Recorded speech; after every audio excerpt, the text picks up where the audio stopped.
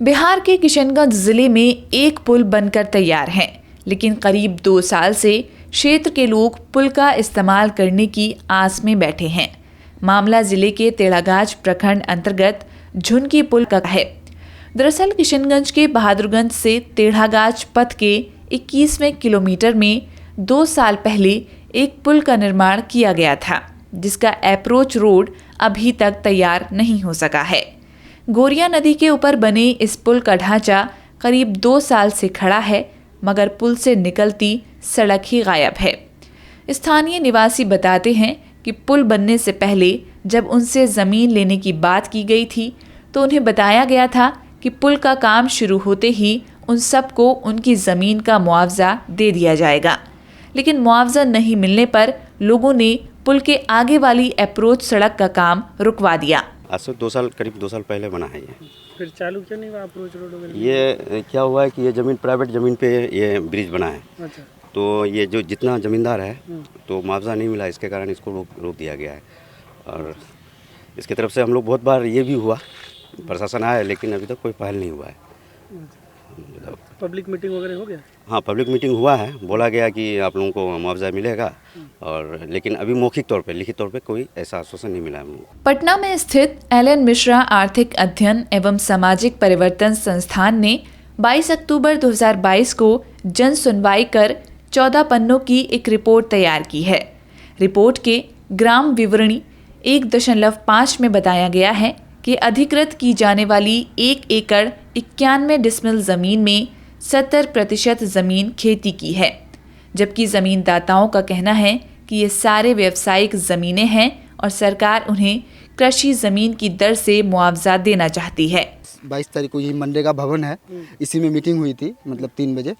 तो उसी समय मतलब हम लोग को एक जैसे बुक दिया गया, 8 या 10 पेज का रिपोर्ट दिया गया कि इसमें मतलब पूरा रिपोर्ट किया हुआ है उसका। तो उसी में मतलब उस समय तो हम लोग पढ़ने नहीं पाए, मतलब उस समय हॉल जोल बोले आप लोग क्या सहमत हैं, ये है वो है, मुआवजा मिल रहा है आप लोग को, मुआवजा मिलने के बाद आप लोग बनाने के लिए देंगे या नहीं देंगे। तो हम लोग बनाना तो देने चाहते ही हैं, तो जब पूछ रहा है तो बनाने के लिए एक्चुअली हमको देना ही है। तो हम लोग सबको तो बोल दिए कि देख लिए कि हाँ ये है, मुआवजा मिल रहा है, तो जब बनाने देना ही है।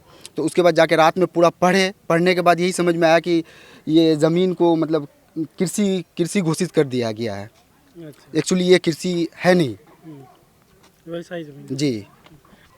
तो आप लोग कितना मुआवजा चाह रहे हैं, मतलब क्या? देखिए, हम लोग का ये ज़मीन तो ऐसे व्यावसायिक ज़मीन है, तो हम लोग को उसी हिसाब से मिलना चाहिए। अच्छा। हम लोगों को कोई डिमांड नहीं है, लेकिन जो यानी व्यावसायिक है उस हिसाब से हम लोग को मिलना चाहिए। कोई और वो क्या वो किस चीज़ के ज़मीन का रेट दे रहा है?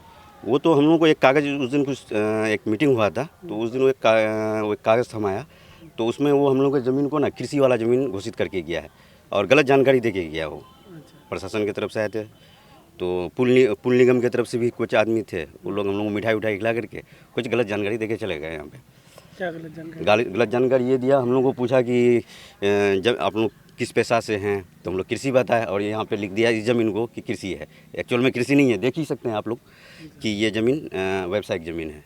अच्छा, पेशा पूछ के इस ज़मीन को भी कृषि मान? हाँ, कृषि मान लिया गया। अच्छा।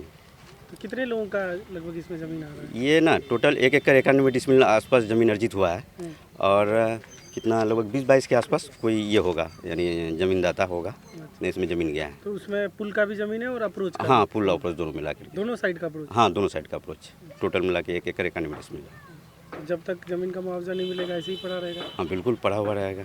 लाडला बताते हैं, ये पुल तेढ़ागाछ के लिए लाइफलाइन है। बरसात में परेशानी दोगुनी हो जाती है। जो पुल बन जाएगा, इधर कौन सा गांव है, इधर कौन सा गांव? जी, आगे में मटियारी है, अच्छा। और इधर झुनकी तेढ़ागाछ, जो ये मेन ब्लॉक से जोड़ने वाली रोड यही है। अच्छा। और इधर ये रोड कहाँ जाती है? जिला मुख्यालय किशनगंज। अच्छा, इधर किशनगंज, इधर तेढ़ागाछ जी। अभी आप लोगों को बरसात में बहुत ज़्यादा दिक्कत होता है। जब बरसात आ जाता है तो हम लोग को इतना पानी, जबकि ये छोटा सा चौक है, हम लोग को कोई सामान लेने के लिए आना पड़ता है तो आने नहीं पाते हैं, कोई भी सामान लेने नहीं पाते, जो कि छोटा मोटा जो भी मिल जाए उधर। 2 दिन ऐसा भी होता है कि 5 दिन 10 दिन तक डूबा हुआ ही रहता है ये पुल। स्थानीय बहादुरगंज विधायक मोहम्मद अंजार नईमी ने कहा कि जिला पदाधिकारी से बात कर जल्द मामले के निष्पादन की कोशिश करेंगे। देखिए, वो ज़मीन तो अभी एक्वायर हो गया है, लेकिन जो भूधारी है ज़मींदार का कहना है कि जब तक मेरे खाते में रुपया नहीं आएगा तब तक मैं मतलब बनने नहीं दूंगा। तो इस कारण अभी नहीं हो पाया है।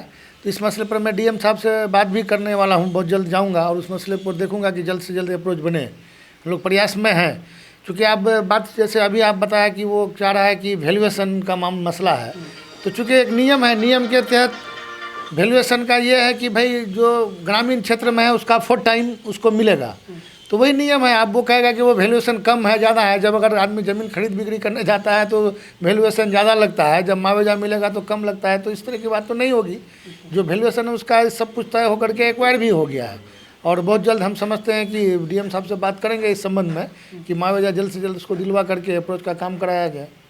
लोग ये भी कह रहे थे कि जो लकड़ी का पुल जहाँ पे है वो सरकारी ज़मीन था, पुल वहाँ पे बनना था, लेकिन निजी ज़मीन की तरफ बना दिया गया। बनना था। अब इंजीनियर्स का क्या ये था, क्योंकि वो हम लोग जब आए थे 2020 में तो उसी समय में काम चालू हो चुका था, शिलान्यास हो चुका था।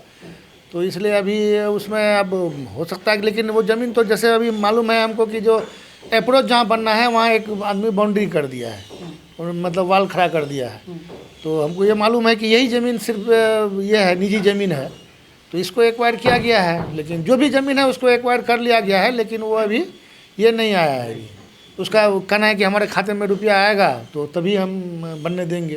तो यही मसला है और देखेंगे डीएम साहब से बात करके कि जल्द से जल्द इसको सॉर्ट आउट किया जाए।